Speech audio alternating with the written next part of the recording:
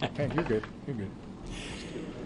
When Democrats like Tim Walz rail against common sense law and order policies, they make it abundantly clear that they stand with criminals. Since day one, President Trump has been restoring safety and security to America with his anti-crime, pro-law enforcement actions.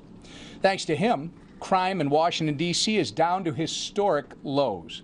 As of yesterday, there have been over 2,000 arrests made and over 200 illegal guns seized in D.C. since he began this effort. President Trump is showing that it is possible to make America safe again if leaders have the will to do it. But Democrats across America refuse to acknowledge safer streets as a win for the American people.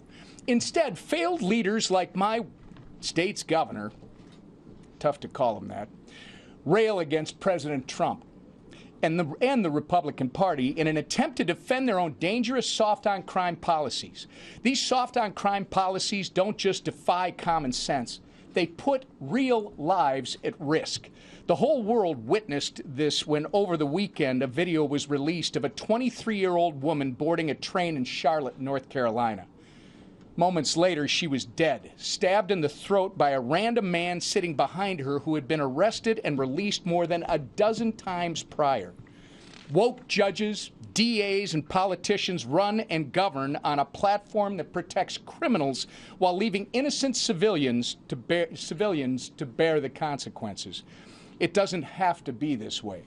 President Trump has made it clear that law and order works.